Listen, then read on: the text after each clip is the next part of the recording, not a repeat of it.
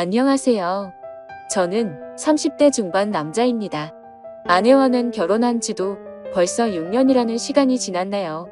연애하면서 이 여자가 아니면 내 미래는 상상도 못할 거라 생각을 했습니다.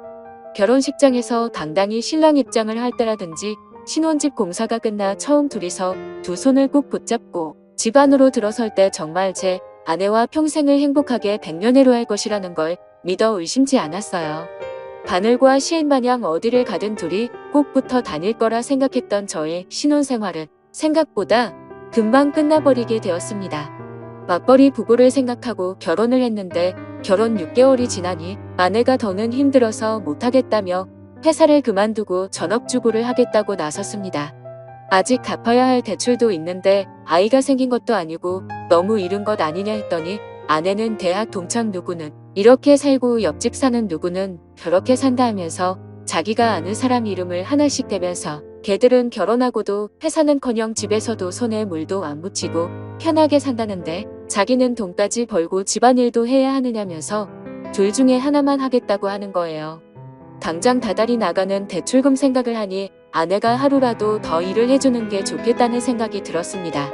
그런데 막상 집안일을 내가 할 테니 회사에 나갔으면 좋겠다고 하니 또 자기 주변 사람들 이름을 대면서 쟤들은 남자 잘 만나서 호의호식하는데 나는 왜 이렇게 살아야 되냐며 짐을 싸서 친정으로 가버리더라고요. 제가 뭘 그렇게 잘못한 건지는 모르겠는데 결국 장모님한테 해명 아닌 해명을 하고 사죄까지 하고 난 뒤에야 내가 회사를 그만두겠다는 조건으로 다시 집으로 데리고 왔습니다. 그런데 막상 또 아내가 항상 집에 있으니 집안일도 잘해놓는 것 같고 음식도 여러 가지 종류별로 해주는 게 썩 나쁘지가 않더라고요. 이거 나름대로 좋을 거라 생각했는데 그것도 잠시 아내가 전업주부 생활을 시작한 지 몇 개월이 채 지나지 않아서 매일매일 새로운 반찬은 고사하고 그나마도 따로따로 접시에 담아주던 반찬마저 유리반찬 통째로 대충 꺼내주는 게 당연해졌습니다. 내가 퇴근하고 들어오면 뭘 그렇게 누구랑 연락하는지 휴대전화기만 밤새 들여다보면서 잠도 저보다 늦게 들고 그러니 당연히 아침에 늦게 일어나게 되고 아침도 더는 차려주지 않더라고요. 간단하게라도 아침을 먹고 나가는 게 든든해서 아침밥을 좀 먹고 싶다고 하니 아내는 내가 내 밥 차려주는 사람이냐면서 성질을 내더라고요. 자기는 아침을 먹으면 온종일 소화가 안 된다면서 먹고 싶으면 내가 차려 먹으라고 화를 내는데 그냥 그 뒤로부터는 출근길에 김밥 한 줄 사서 먹는 게 일상이 되었습니다. 그런데 이제 그때까지는 아무런 생각이 없었는데 아내가 밥 먹으면서도 휴대전화기만 쳐다보고 있고 잘 때도 마치 제가 잠들기만을 기다리는 듯 눈치를 보는 게 자꾸 신경 쓰이더라고요. 특히 제가 아내의 뒤쪽을 지나갈 때면 휴대전화기에 정신이 팔려 있다가도 화들짝 놀라기도 하니까 제가 의심을 하지 않을 수가 없었죠. 경험해보지 않으신 분들은 모를 겁니다. 설마 아내가 저를 두고 다른 사람하고 그것도 모레가 아니라 제가 집에 있는데도 불구하고 대놓고 연락하고 있다고 누가 생각이나 하겠어요. 저도 그랬고 그래서 처음에는 의심만 할 뿐 실질적인 조처를 할 수 없었습니다. 만약 그게 진짜였을 때 받게 될 충격이 어마어마할 테니 조심스러워지는 게 사람 마음이더군요. 하지만 점점 더 아내가 집에서 집안일을 하는 건지 뭘 하는 건지 모르겠을 정도로 집 상태는 엉망이 되고 있었고 아내는 더욱더 의심스러운 행동만 하고 있었습니다. 집에 있는 반찬이라고는 반찬 가게에서 사놓은 다른 반찬이나 저희 어머니나 처가에서 가져온 밑반찬 말고는 다른 걸 구경도 못 해봤는데 생활비 통장을 확인해보며 항상 현금이 인출되어 있고 잔액은 바닥을 치고 있었거든요. 그래서 하루는 아내한테 경고도 할 겸 아내의 반응을 떠볼 겸해서 생활비 통장이 아니라 신용카드로 바꾸는 게 어떻겠냐고 물어봤습니다. 신용카드로 하면 연말 정산할 때 더 편하기도 하고 적립금 같은 것도 쌓이니까 더 이득이지 않겠냐고 넌지시 한마디 했죠. 그랬더니 아내가 노발대발 정색을 하기 시작하는 겁니다. 저보고 내가 살림을 해봤느냐 어쩌느냐 하면서 자기는 그냥 마트에 가면 되는 걸 한 푼이라도 아껴보겠다고 시장에 가서 현금으로 결제해가며 깎아서 사는 거라고 그깟 현금 영수증 좀 안 하면 어떠냐고 하면서 자기가 장을 현금으로 싸게 보는 게 더 돈을 아낀다 뭐다 하면서 성질을 내더라고요. 그때 제 의심은 확신이 되었습니다. 그래서 아내 모르게 해서 사람을 붙여봤지요. 아내가 제가 출근한 사이 다른 사람을 만나는 걸 알게 되는 데는 그렇게 오랜 시간이 걸리지도 않았습니다. 이미 그럴 거라 생각을 하고 있었다 보니 아내가 그렇다는 걸 알게 되었는데 그렇게 놀랍지도 않았지요. 오히려 놀라게 된 건 아내가 바람을 피우는 상대가 누군지 듣게 되었을 때 그때 훨씬 많이 놀라게 되었지요. 아내가 제가 출근한 사이 한껏 차려입고 동네에서 꽤 떨어진 곳까지 가서 만난 상대는 다른 사람이 아니고 제 동생 녀석이었습니다. 제 동생은 저보다 4살이 아래지만 아내로서는 아내 본인과 동갑이다 보니 결혼 전부터 저랑은 세대 차이가 난다 뭐라 하면서 동생하고 죽이 잘 맞는 모습을 보여줬었거든요. 그때는 동생이나 아내나 저를 놀리면서 장난을 치는 거로 생각했는데 막상 심부름센터에서 아내가 저 몰래 만나고 있던 사람이 다른 사람이 아니라 제 동생이라는 사실을 알게 되니 피가 거꾸로 솟는 기분이었습니다. 그런데 심부름센터 직원이 덧붙이기를 둘이서 항상 카페에서 만나 1시간 정도 대화를 나누다가 그 다음으로 향하는 곳은 언제나 제 동생이 혼자서 사는 자취방이라는 겁니다. 말인즉슨 두 사람은 마치 누군가가 자기들을 알아보지는 않을까 눈치채고 있는 것처럼 매일같이 밖에서 만나기는 하지만 그 어떤 행각도 부리지 않고 카페에서는 조용히 대화만 나눈다고 하는 거죠. 사람이 집 앞까지 도착하면 마음이 풀리기 마련인데도 두 사람은 그 흔한 손 한번 잡지 않는다고 하더군요. 그래서 아내가 매일같이 제 동생과 미래를 즐기고 있는 것은 사실이지만 그렇다고 해서 카페에서 매일같이 만나고 있는 것과 동생 집에 들어가는 걸 가지고 증거라고 들이밀기에는 조금 부족한 감이 있다고 하더군요. 제일 좋은 건 블랙박스가 되었든 집에서 녹음하던지 간에 어떻게든 두 사람이 저를 속이고 그러고 있다는 걸 입증할 만한 증거가 필요하다는 겁니다. 아니면 두 사람의 현장을 제가 덮치던가 하는 식으로 말이죠. 그러니까 이 심부름센터 사람도 이런 쪽 일이나 이런 경우는 굉장히 빠삭한 편인 베테랑이었거든요.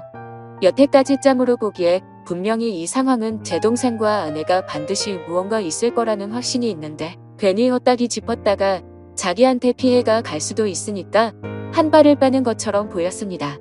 그리고 나서는 3주를 따라 붙었는데 저렇게 매일같이 만나면서도 아무런 흔적을 남기지 않을 수는 없다고. 거기서부터는 저도 같이 협조해서 잡아내든지 아니면 자기들은 발을 빼겠다고 하더군요.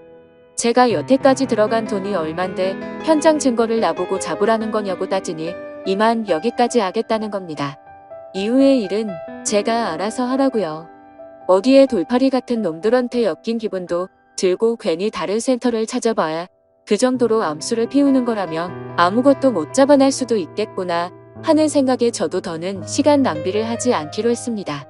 그냥 제가 현장을 직접 덮쳐버리는 게 낫겠다 싶었어요. 회사에 월차를 내고 렌터카를 하나 빌려서 동생이 사는 자취방 앞에 대기하고 있었습니다. 아내는 제가 출근한 줄로만 알고 있을 테니 매일같이 만나고 있다고 하는데 당연히 그날도 둘이 똑같은 패턴으로 카페에서 둘이 만나서 동생 집에 도착을 하겠다는 계산이 서 있었습니다. 차 안에서 숨죽여서 기다리고 있었지만 그 시간이 평소와는 다르게 엄청나게 천천히 가더군요. 이 무더위 속인데도 모자도 뒤집어 쓰고 최대한 안 보이게 동여매고 있으니 거기에 차 시동도 걸어놓지 못하는 상태다 보니 정말 죽을 맛이었습니다. 그런데도 심장은 엄청나게 빠르게 뛰고 정말 그 차 안에서 무슨 생각을 했는지 기억도 안 날 정도로 오만 가지 생각이 오고 갔습니다. 아니나 다를까 거의 매일같이 똑같은 패턴으로 행동한다는 말과 똑같이 두 사람이 시야에 들어오더군요. 사진으로 보는 것보다 실제로 보니 정말 치가 떨려서 그 자리에서 문을 박차고 나가 두 사람한테 욕 한 바가지를 쏟아붓고 싶었지만 현장을 덮치기 위해 속으로 참을 인자를 새기면서 겨우겨우 참아냈습니다. 카페에서 둘이 시간을 보냈으니 집 안에 들어가자마자 본 경기를 시작하려나 그 길로 저도 뒤따라 들어가 문을 열고 들어가고 싶었지만 참았습니다. 그때의 1분 1초는 정말 제 인생 그 어떤 시간보다 느리고 천천히 흘렀습니다.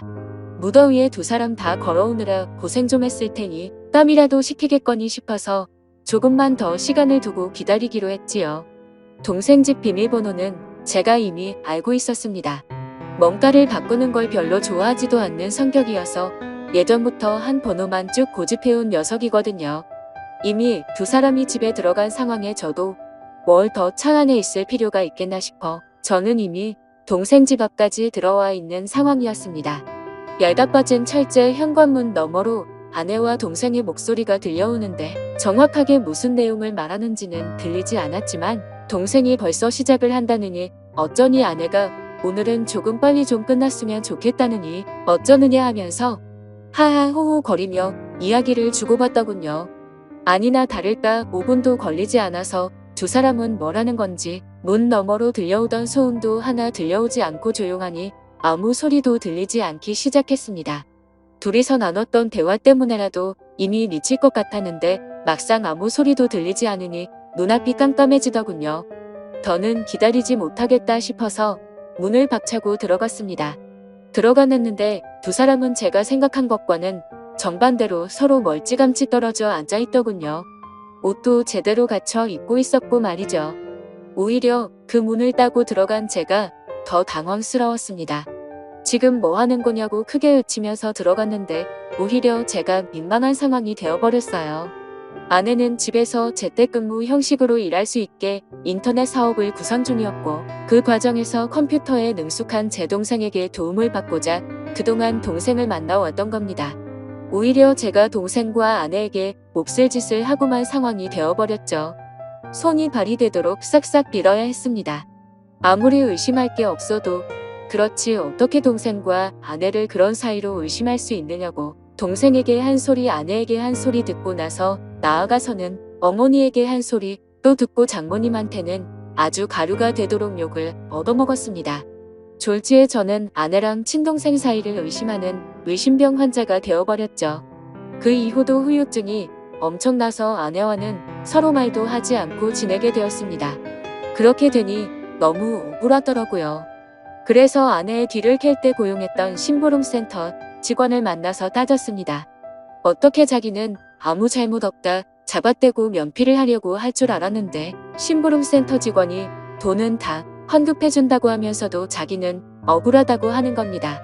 자기가 이걸로 밥 벌어먹은 게 어디 한두 번 한 게 아니라고 나름 업계에서도 베테랑이라고 자부하고 다니고 그동안 경험으로 저와 제 동생의 사이가 거짓이 아니고 거의 확신에 가깝다는 듯이 이야기를 하기 시작했습니다. 이 양반이 내가 틀렸다고 하니까 자존심이 그렇게 상했나 싶었고 저는 사실 억울한 게 더 컸기 때문에 헛소리하지 말고 그럼 환급이나 해달라고 했어요. 그 양반한테 보수를 환불받는다고 해도 이미 엎질러진 물을 되돌려 놓기에는 힘든 상황이었지만 그래도 마음이라도 풀고 싶었거든요. 그런데 그 양반이 흔쾌히 환급을 해준다고 했다가 자기한테 짧게는 2주에서 길게는 2달만 시간을 달라고 하더군요. 제가 보수로 준 돈이 그렇게 큰 목돈이 아니었는데 이 양반이 돈이 궁해서 그러는가 싶었습니다. 그런데 그게 아니었고 자신은 지금도 확신한다면서 지금부터는 무료로 더 조사해본다고 하더라고요. 만약 그렇게 했음에도 자신이 틀린 거면 다 환불해준다고 말이죠. 안 그래도 헛다리 짚어서 쪽팔렸었기에 그냥 무시하려고 하다가 공짜로 해준다는데 내심 저도 껄끄럼해서 일단 알겠다고 했습니다. 그로부터 정확하게 한 달이 지나서 그 양반이 저에게 녹음 파일 하나와 사진 몇 개를 내밀더군요. 그리고 그건 사실이었던 겁니다. 아내와 제 동생의 사이가 말이죠. 심부름센터에 어떻게 그걸 확신했느냐고 했더니 주변 정황만 봐도 다 보이는 상황이라는 겁니다. 갑자기 커진 아내의 씀씀이와 돈의 사용처를 들키기 싫어서 현금을 사용하는 것까지 말이죠. 제 아내가 동생 집에 들락거리는 건 어떻게든 둘러댈 수가 있지만 돈을 번다고 하는 일인데 오히려 소비만 더 커지고 있으니 뭐가 있어도 있다고 확신을 했다는 거죠. 그리고 두 사람이 사랑의 속삭임을 나누는 정황을 녹음했고 한 달간의 추적 끝에 두 사람이 마음을 놓은 사이 길거리에서 손을 꼭 붙잡고 있는 사진을 찍는 데까지 성공한 겁니다. 보통 그런 식으로 미래를 즐기는 부부들에게는 공식 같은 게 있다고 하더군요. 아무래도 떳떳한 만남이 아니다 보니 데이트 장소가 매번 갔던 곳으로 한정적인 짝이 있기도 하다네요. 그러면 그 짝의 특징이 테이블 같은 곳도 매번 같은 자리를 선호한다는 겁니다. 그 덕분에 둘이서 사랑의 속삭임을 나누는 대화 내용도 녹음을 뜰 수 있었다고 하고요. 환불을 받으려고 했는데 심부름센터에 감사해서 추가 수당까지 지급하고야 말았어요. 아내와 동생을 한 곳에 불렀습니다. 그들 앞에 제가 확보한 사진을 들이밀었더니 제 앞으로 달려와서 무릎을 꿇고 속일 생각은 없었다고, 두 사람 다 잠깐 정신이 어떻게 되었었나 보다고 하면서요. 자초지종을 들으니 아내가 처음에는 재택근무로 돈을 벌며 가게의 보탬이 되려고 했던 건 사실이었습니다. 그리고 컴퓨터에 일가견이 있는 제 동생에게 찾아가 도움을 요청한 것도 사실이고요. 저 모르게 시작해서 놀라게 해줄 생각에 저한테는 따로 말을 한 적이 없다고 합니다. 그런데 아무 경력도 없는 여자가 제 동생이 컴퓨터를 아무리 잘한다고 한들 인터넷으로 장사해본 경험도 없는 새파란 햇병아리에 불과한데 초짜 둘이서 머리를 싸매고 있겠다고 해도 돈이 벌릴 리가 만무했던 거죠. 그렇게 둘이서 맨땅에 헤딩하면서 생활비며 용돈이며 끌어다 써서 돈을 날리고 나니 그러는 과정에서 둘이 정분이 나버린 거였어요. 처음에는 그냥 돈이 안 벌리는 상황에 스트레스 해소용으로 시작한 건데 날이 갈수록 그 마음이 커져서 이 지경까지 왔다고요. 그러니까 제가 쳐들어간 그날도 일하고 있던 건 맞지만 일이 끝나면 어떻게 될지 몰랐던 거죠. 그런데 제가 좀 더 참지 못하고 현장을 확실하게 덮치지 못했을 뿐이었던 거였고요. 운도 참 지지리도 없다 생각 들었습니다. 조금만 더 참았으면 그때 이미 발견하는 거였는데 오히려 제가 성급하게 행동을 해서 두 사람한테 알리바이만 만들어 준 꼴이 돼버린 겁니다. 그리고 저한테 그렇게 한 번 걸렸으니 두 사람은 완전히 마음을 놓았던 거고 그동안 밖에서도 누가 볼까 경계태세로 다니던 두 사람이 마음을 놓고 손을 잡고 돌아다니다가 심부름 센터에 꼬리를 잡혔던 거였죠. 세상에 믿을 사람 하나 없습니다. 평생을 약속한 배우자와 저의 하나뿐인 혈육인 동생이 저를 두고 그런 행각을 벌였다고 생각해보세요. 여러분들이라면 어떠실 것 같은가요? 심부름 센터 비용하고는 다 동생과 아내에게 뜯어냈고 위자료 청구까지 했습니다. 제 친동생에게까지 합의금을 뜯어내야 하는 게 참 어이가 없는 상황이네요. 두 사람이 얼마나 깊은 사이였건 간에 제정신이면 이렇게 저와 연을 끊고 나서도 둘이서 더 만나는 일은 없을 테지요. 아니 뭐 만나도 상관없습니다. 이젠 제 인생에 더 이상은 없는 전처이기도 하고 아예 처음부터 존재하지 않았던 동생이라고 생각하고 살아가기로 했으니까요. 사연을 읽어주셔서 감사합니다.